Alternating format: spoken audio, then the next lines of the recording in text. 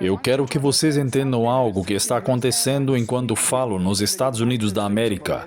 E está interligado com Daniel capítulo 11, está tudo interligado com Apocalipse capítulo 12 e Apocalipse 13. E eu quero que vocês vejam este artigo de uns 5 dias atrás, ou melhor, de alguns dias atrás.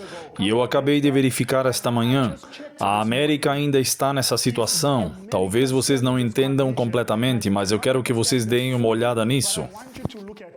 Este artigo diz: por que o governo dos Estados Unidos paralisaram? Vocês sabiam que os Estados Unidos paralisaram há alguns dias? O governo, não são minhas palavras. Eu recebi o artigo após artigo. Muitas pessoas olham para isso e não entendem. Isso é altamente profético. Daniel 11 fala sobre uma condição que deve existir pouco antes da lei dominical, a marca da besta. E diz aqui: por que o governo dos Estados Unidos da América paralisaram? E o que acontece agora? Agora, porque o governo dos Estados Unidos paralisaram suas atividades, deixe-me perguntar uma coisa. Um governo pode existir se estiver paralisado? Uma nação pode sobreviver por muito tempo? Não. Ela precisa de um governo para funcionar e operar. Agora a pergunta: antes que Cristo possa voltar, a Babilônia precisa cair, com base em Apocalipse 18. A Babilônia precisa cair. É uma mensagem que diz: Babilônia caiu, caiu, caiu. A Babilônia precisa entrar em colapso. A América precisa entrar em colapso, o que se encaixa com Babilônia, mas a América precisa entrar em colapso. Eu me pergunto se isso é um prenúncio de que a América está prestes a entrar em colapso, que Apocalipse 18 está prestes a se cumprir, que Daniel 11:45 está prestes a se cumprir. Agora quero que observemos isso. E diz que o governo paralisou. E diz que a paralisação do governo pode ser a mais longa de todos os tempos, alerta o presidente da Câmara, Johnson. Agora, quem é o presidente da Câmara? Mike Johnson, o terceiro homem mais poderoso da América. Ele diz que esta paralisação atual, o governo americano está paralisado na América. Hoje, enquanto falamos, está paralisado. E Mike Johnson diz que esta pode ser a paralisação mais longa da história. Por quê? Esta não é uma paralisação comum. Outro artigo, e diz, MSNBC, diz que os fundos federais estão sendo congelados. Agora, quando diz que os fundos federais estão sendo congelados, significa que os fundos que deveriam ir para os funcionários públicos estão congelados, não podem chegar até eles. E como não podem chegar, o governo está paralisado. Por quê? As pessoas não estão recebendo salários. E como não estão recebendo salários, estão em licença, não remuneradas. Então diz que estão congelando fundos federais e demitindo em massa. Agora observem com atenção onde está essa paralisação do governo, o que ela acarreta, e diz: Trump usa a paralisação para implementar a agenda do Projeto 2025. Agora, vocês sabem o que isso significa? O artigo está nos dizendo que essa paralisação atual na América é o veículo para o quê? Para o Projeto 2025. Alguns de nós talvez nunca tenham ouvido falar do Projeto 2025. Falaremos sobre ele ao longo desta semana. E digo a vocês, amigos, estamos nos últimos meses disso. Se pudermos ver alguns anos a mais, será a misericórdia divina. Eu acredito que estamos no último resquício do tempo. Estamos nas fronteiras, literalmente nas fronteiras do mundo eterno. Estou totalmente convencido de que é isso. Agora, a paralisação do governo, com base no artigo, é um veículo simplesmente do Projeto 2025. Agora, observem isso. E diz, a atual paralisação do governo, observem, não é uma paralisação comum, não é uma paralisação comum. Vejam bem, os Estados Unidos já paralisaram o governo algumas vezes antes, quando republicanos e democratas não conseguiram chegar a um acordo, mas desta vez é diferente, muito diferente. E diz, e para entender o porquê esta é diferente das outras 20 vezes em que o governo tem liberado laboratórios de financiamento desde 1976. Escutem, precisamos voltar à nossa biblioteca e pegar uma cópia do Projeto 2025. Então eles estão dizendo que a paralisação está ligada ao Projeto 2025. Agora, eu acredito que o tempo está quase no fim. Acredito que o tempo de graça para a humanidade está prestes a terminar. Está prestes a terminar. E o que estamos vendo na América, nos Estados Unidos da América, é uma prova disso. Uma prova muito forte disso. No livro Testemunhos para Ministros, página 117, acredito que 118, Ellen White diz que os perigos dos últimos dias estão sobre nós. Portanto, não se trata de que os perigos dos últimos dias estejam por vir, mas sim de que os perigos dos últimos dias já estão sobre nós. E ela continua dizendo que os pecados graves revelados pela profecia não fiquem intocados. Em outras palavras, devemos estudar as profecias. Ela diz que em nosso trabalho devemos alertar as pessoas sobre o perigo que correm. Portanto, devemos alertá-las, não sobre o perigo que está por vir, mas sobre o perigo que correm, que já enfrentam. Ela diz, se o nosso povo, os adventistas do sétimo dia, estivessem meio despertos, se compreendessem a proximidade dos eventos retratados na revelação, ela diz, uma reforma ocorreria em nossas igrejas. Então a inspiração está dizendo que o que trará uma reforma é entender Apocalipse e Daniel, mas não apenas entendendo Apocalipse, ela diz a proximidade. Agora, uma pergunta, vou fazer uma pergunta. Talvez os jovens possam respondê-la. Se algo está perto, se alguém está perto, o que isso implica? Estão longe de você? Se eu disser que o gato está perto de você, isso significa que o gato está longe ou que o gato está muito perto? Ou que o cachorro está perto, seja lá o que for, fica longe de você ou está muito perto de você? Está próximo. Então, Ellen White afirma que ao estudar profecias, devemos mostrar às pessoas que os eventos profetizados estão prestes a se cumprirem. O que isso faz? Isso promove uma reforma, porque eu não tinha me dado conta de que não posso comer como o mundo. Eu não posso me vestir como o mundo, não posso assistir o que o mundo assiste. Por quê? Porque o tempo está quase acabando. Isso provoca uma mudança completa na vida humana. É por isso que, onde quer que vamos, centralmente falando, mostramos às pessoas que o tempo está quase acabando. E o que seja o que for que faremos, devemos fazer rapidamente. Agora, se ela parasse por aí, essa citação seria impactante. Ela não para por aí na citação, ela continua. Ela diz, deixe Daniel falar, deixe Apocalipse falar. Agora observem, mas seja qual for o aspecto do assunto abordado, exalte a Cristo. Então, enquanto eu estudo profecias, ela disse, não se esqueçam de Cristo e dele crucificado. Vocês acham que Satanás vai declarar guerra à Igreja Católica Romana? Não, não, não, não. A Igreja Católica é o que Ellen White diz. É um gigantesco alicerce de engano. Não pode ser a Igreja Católica, essa igreja. Quem vocês acham que é essa igreja? Alguém diz que é a presbiteriana? Não. Alguém disse que era metodista? Não. Quem é essa igreja? Essa igreja é a que guarda os mandamentos de Deus e tem o testemunho de Jesus. É contra essa igreja que Satanás fará guerra. Novamente, quando a marca da besta for aplicada. Quem é esta igreja? Adventistas do sétimo dia. Mas vocês sabem que hoje, infelizmente, digo com tristeza, muitas igrejas adventistas do sétimo dia hoje em dia não se parecem mais com igrejas adventistas do sétimo dia. Se você removesse o nome que diz Adventistas do sétimo dia e entrasse, quase pensaria que está em uma igreja babilônica. Existem igrejas que visitamos, não tanto para pregar, como estamos apenas de passagem. Não vou mencionar quais países, e literalmente assim que entramos na igreja, com tambores tocando, cantando, dançando e quase, se não tivéssemos visto a placa Adventistas do sétimo dia, teríamos pensado que esta é uma igreja que guarda o domingo e que está realizando um culto apenas no sábado.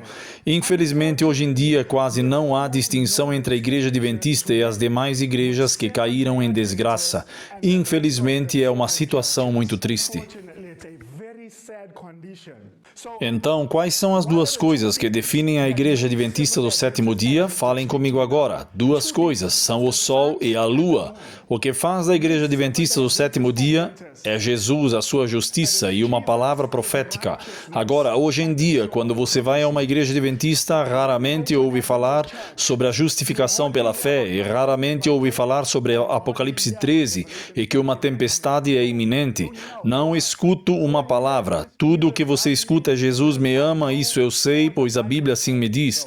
É verdade, mas sim, eu deveria entender que Jesus me ama, mas Ellen White diz no livro O Grande Conflito, quando se enfatiza o amor, mas se negligencia a lei de Deus e a obediência a Ele, chama-se isso de espiritualismo. Isso está no livro O Grande Conflito, página 558.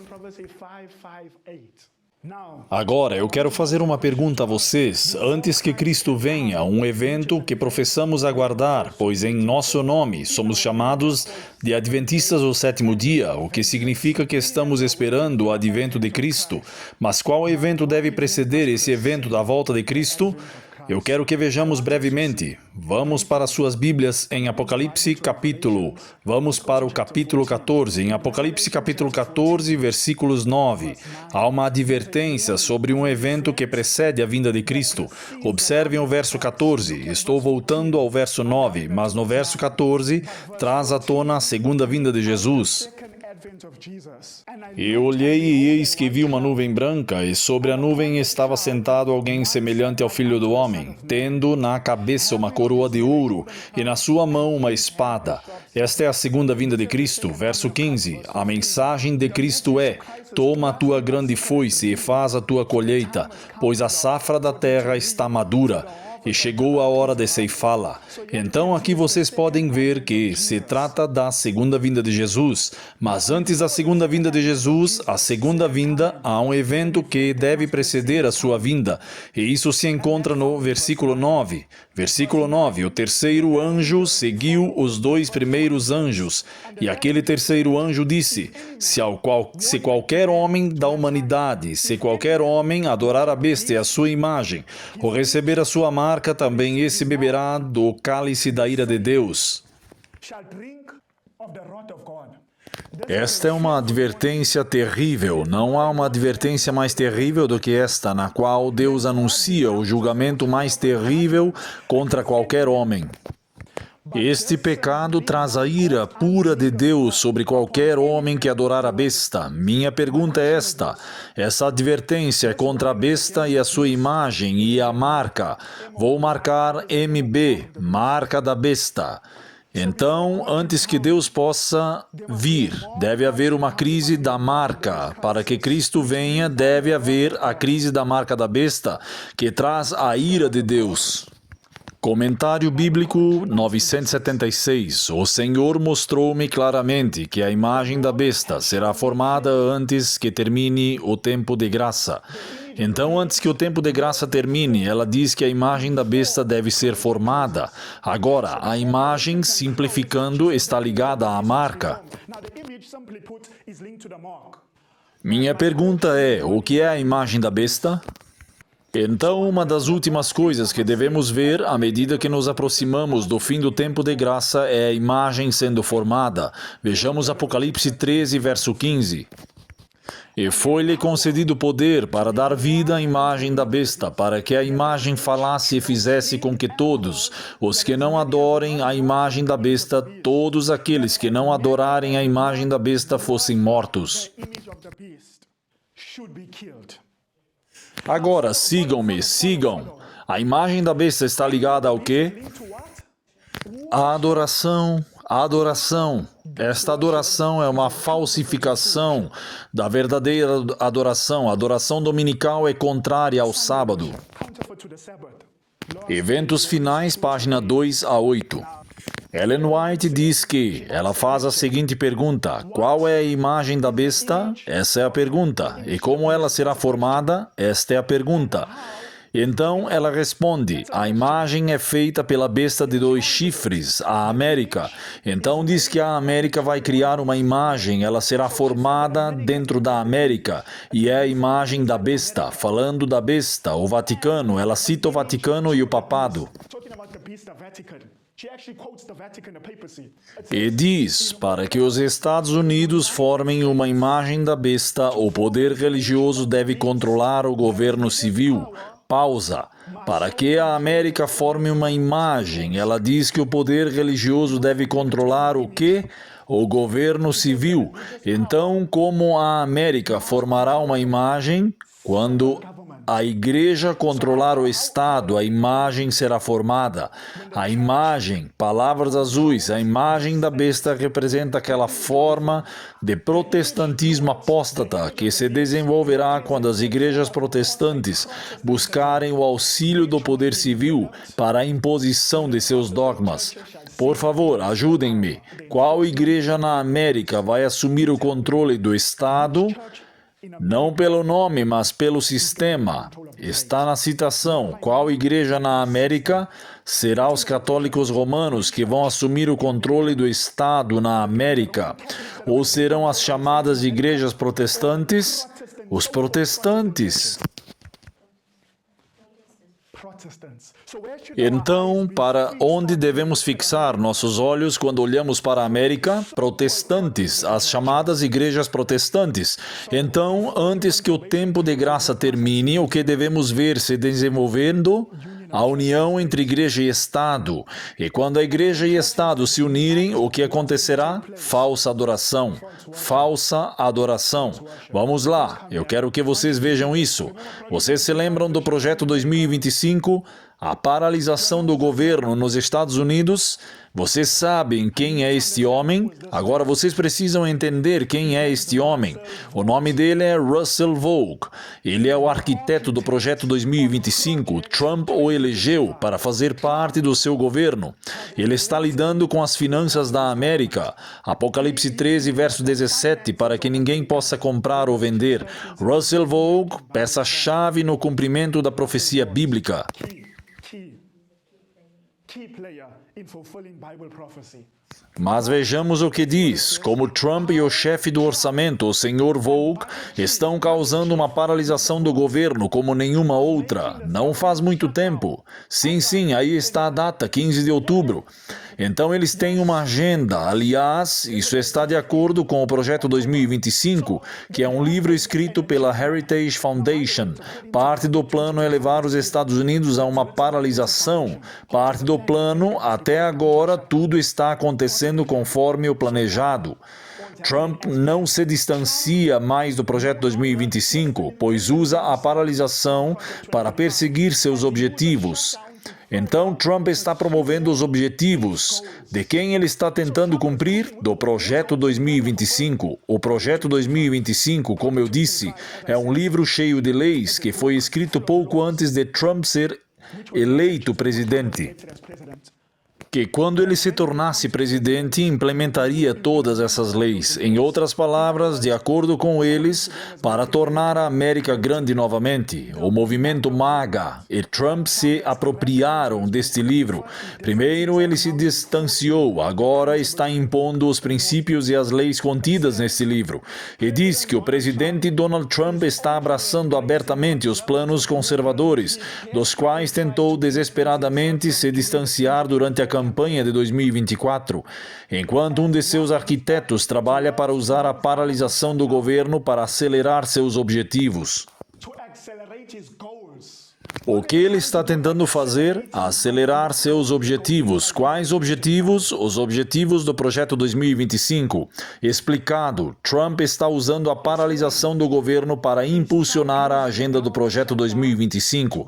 Essa é a questão que vem sendo levantada por toda a América, porque sabem que, com base no projeto 2025, empregos precisam ser cortados e assim por diante, e estão questionando se Trump está usando isso como uma agenda para cumprir o projeto 2025.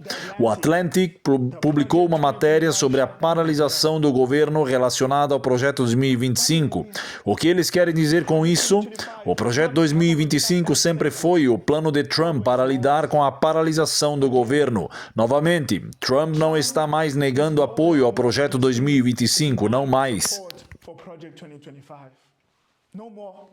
O presidente Donald Trump agora está abraçando abertamente o plano conservador do qual tentou desesperadamente se distanciar durante a campanha de 2024.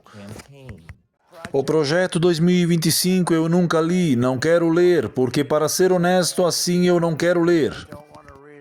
Disse Trump em uma postagem em sua rede social na manhã de quinta-feira. Trump anunciou que se reuniria com seu chefe de orçamento, Russ Vought, o mesmo do projeto 2025, para discutir quais agências federais deveriam ser cortadas e se os cortes deveriam ser permanentes. Os comentários de Trump representam uma mudança drástica de posição, depois que ele e sua campanha passaram grande parte do ano passado denunciando a proposta de reforma massiva do governo federal, elaborado por muitos aliados de longa data e funcionários atuais e antigos do governo.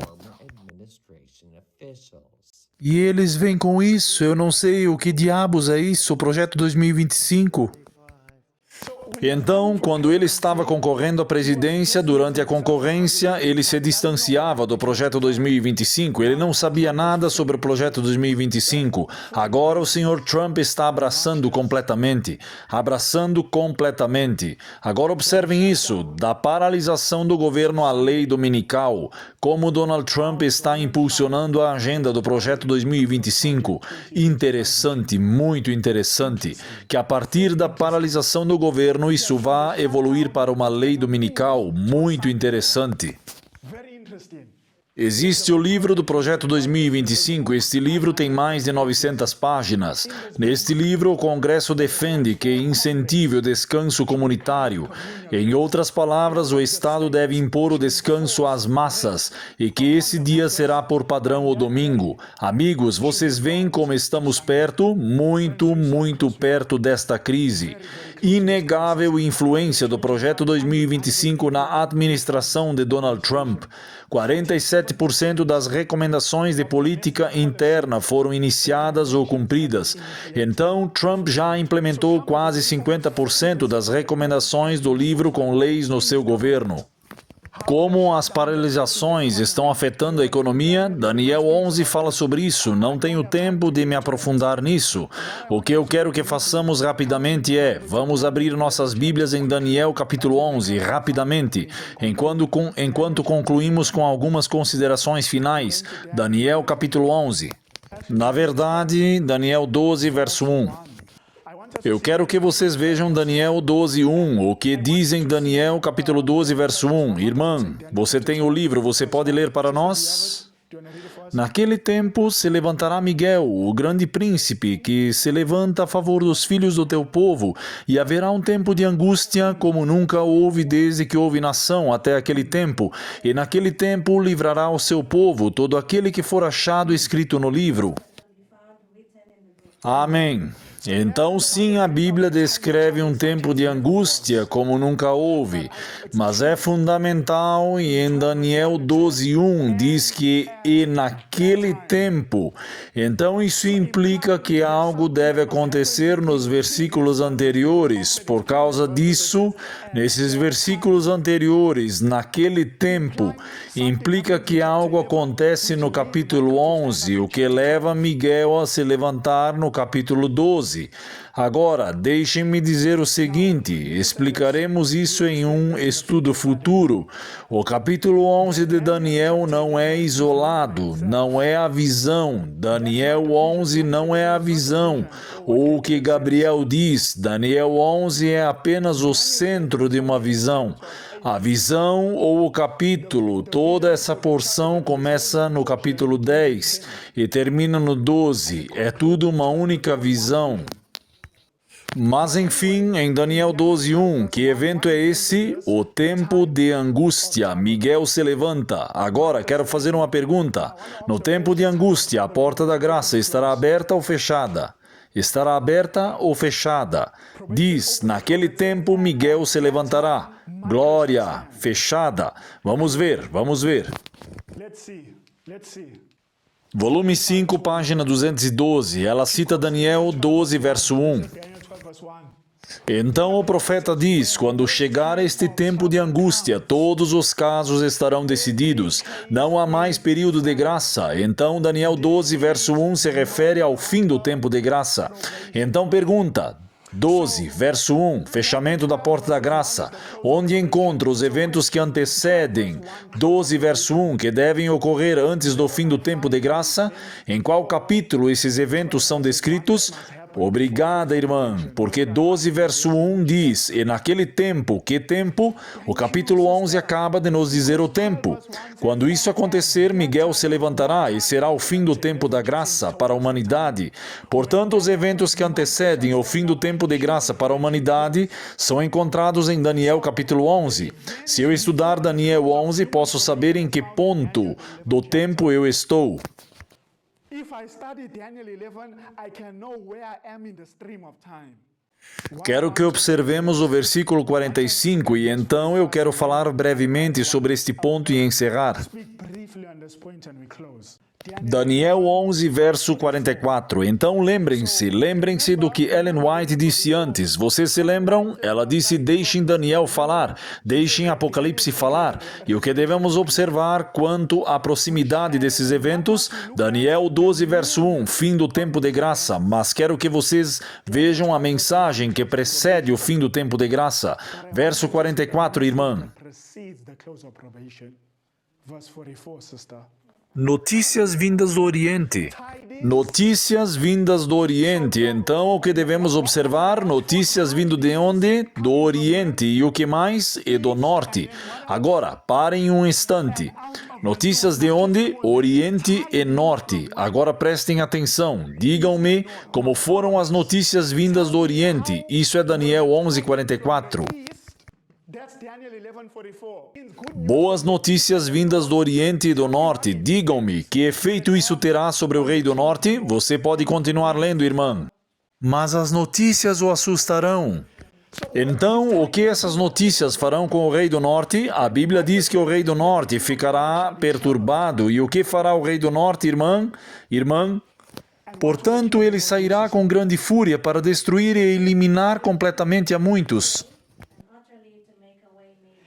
Então, essas notícias enfurecem o rei do norte a ponto de ele tentar matar a todos, pena de morte. Apocalipse 13, pena de morte para todos que trazem essas notícias. Isso fará com que o rei do norte se afeiçoe às notícias e o deixará furioso. Diz que ele ficará furioso. Minha pergunta é, quais são as notícias do leste e do norte? E assim podemos chegar à nossa conclusão. Quais são essas notícias vindas do leste e do norte? Quais são essas notícias? Esta é a mensagem final, pouco antes do fim do tempo de graça. Não são minhas palavras, é Bíblia. Irmã, quem? O que você está dizendo, irmã? Fale mais alto, não seja tímida. Sim, estamos estudando, somos todos da mesma família. O alto clamor. Então a irmã disse o alto clamor. Eu digo amém, ela está certa.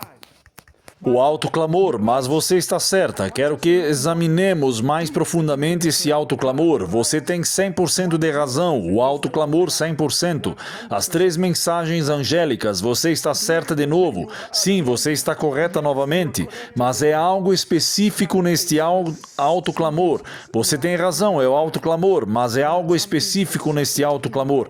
Vamos ver, venham comigo. De onde vem esta notícia? Do leste e do norte. And the north.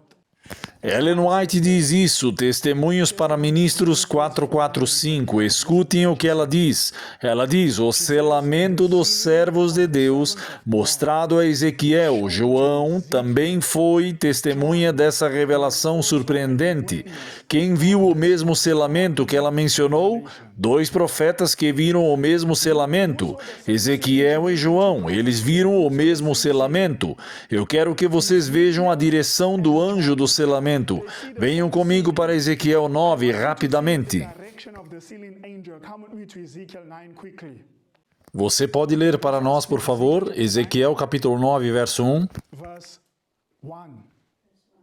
Ele também clamou aos meus ouvidos com grande voz, dizendo, façam chegar perto os que invadiram a cidade, cada um com sua arma de destruição na mão. Você pode ler o versículo 2? Eis que 6 homens vieram do caminho da porta superior que se estende para o norte.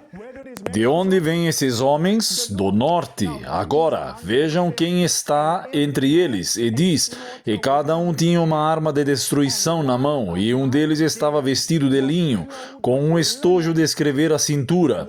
E entraram e se colocaram junto ao altar de bronze. Agora, deixe-me perguntar uma coisa. Para que você usa uma caneta de escrever? Um tintão de escrivão? Uma caneta, para que você usa uma caneta? Para fazer o quê? Escrever. Agora, qual é a missão deste anjo que vem do norte com o estojo de escrever à cintura? Qual é a sua missão? Vejam qual é a sua missão no verso 3. Se vocês olharem para o versículo 3, a última parte, Deus está falando com o homem com a caneta de escrever. Ele está falando especificamente com ele. Deus diz agora no versículo 4. E o Senhor lhe disse, justo, vai ao meio da cidade, ao meio de Jerusalém, e marca com o sinal na testa dos homens que suspiram e choram por causa de todas as abominações que se cometem no meio dela. Agora deixe-me fazer uma pergunta. O anjo selador que vai colocar o selo, de que direção ele veio? Baseado em Ezequiel 9. Este anjo com o tinteiro de escrever que vai colocar um selo em todos os que suspiram e choram. De que direção ele vem? Do norte. Venham comigo para Apocalipse 7 rapidamente. Vamos começar no versículo 1. Depois disso, vi 4 anjos em pé nos 4 cantos da terra, segurando os 4 ventos da terra, para que nenhum vento soprasse sobre a terra, nem sobre o mar, nem sobre árvore alguma. Verso 2. E vi outro anjo descendo do oriente. Vi outro anjo vindo de onde? Do oriente. De onde vem esse anjo? Do oriente, tendo o selo da fronte. Continuando. E clamou em alta voz aos 4 anjos, aos quais fora dado o poder de danificar a terra e o mar, dizendo, não danifiquem a terra, nem o mar, nem as árvores, até que tenhamos selado os servos do nosso Deus na fronte. Pausa. Muito obrigado. Digam-me, de onde este anjo selador de Apocalipse vem? Do Oriente. Vocês podem ver isso no verso 2, e vi outro anjo subindo do Oriente. Então digam-me, e de que direção vem o anjo selador de Ezequiel 9? Ele vem do norte. De onde vem o anjo selador de Apocalipse 7? Do leste, norte e leste. Anjo selador, o que ele traz? O que esses anjos seladores vêm fazer? Com base em Ezequiel 9 e Apocalipse 7, o que eles vêm fazer? Antes da crise, as feridas são reabertas. O que eles vieram fazer? Para selar. Então a mensagem do selamento. Como o rei do norte recebe a mensagem do selamento, será que o rei do norte gosta disso ou isso o enfurece? E ele quer matar a todos, buscar matar. Agora, eu quero concluir rapidamente. Concluímos que a mensagem do selamento deve ocorrer imediatamente antes do tempo de angústia. E Miguel se levanta. Antes do término do tempo da graça, a mensagem do selamento deve ser transmitida. A mensagem final. Visualizando a mensagem. Qual é a mensagem do selamento? Rapidamente. O tempo passou. Romanos 4, rapidamente. Romanos 4. Qual é a mensagem final que deve ser proclamada pouco antes do fechamento da porta da graça? Com base em Daniel capítulo 11, Romanos 4, verso 11. Sim, irmã Feslen. Ele recebeu o sinal da circuncisão. Agora, enfatize essa parte, a próxima parte do verso. Um selo. O quê? Um selo. O que é o selo? Da justificação pela fé. O que é o selo? Justificação pela fé. Portanto, em Daniel 11:44 é a mensagem do selamento. O norte e o leste. Qual é a mensagem do selamento? Justificação pela fé. Como o rei do norte recebe essa mensagem, isso o enfurece e ele busca matar todos que proclamam e vivenciam essa mensagem. Então a minha pergunta é, o que devemos estudar e experimentar? A justificação pela fé. Antes do fechamento da porta da graça. Então, essa é a notícia. A notícia. que foi levada para o leste e para o norte. Isso serve para preparar o povo de Deus e o mundo para a crise. Deixe-me dizer, vocês sabem qual é a porta que leva à justificação pela fé? A porta ali tem dois lados que se abrem para a justificação pela fé em mim. 2. Jesus pregou isso. Quando Jesus veio à terra, as primeiras palavras que saíram de sua boca após o batismo, depois que João foi decapitado, as primeiras palavras que ele pregou foram profecias e essa mensagem combinada. Marcos capítulo 1. Irmã, você lá atrás, poderia ler, por favor? Sim. Você lerá para nós Marcos 1, versículos 14 e 15, a mensagem que Jesus pregou. Depois que João foi preso, Jesus foi para a Galiléia pregando o evangelho do reino de Deus. Então Jesus veio pregando o evangelho. Observem o versículo 15. Jesus pregou algo, vejamos o que ele pregou. Cumpriu-se o tempo. Disse o quê? Cumpriu-se o tempo. Então Jesus pregou. Quando Jesus pregou, digam-me que ele pregava sobre a brevidade do tempo. E diz que o tempo está cumprido. Será que Jesus deu destaque ao tempo? Agora, quando diz que o tempo está cumprido, quero que vocês vejam o que Ellen White diz sobre isso. O que Jesus pregava, que o tempo se cumpriu. Escutem o que ela diz.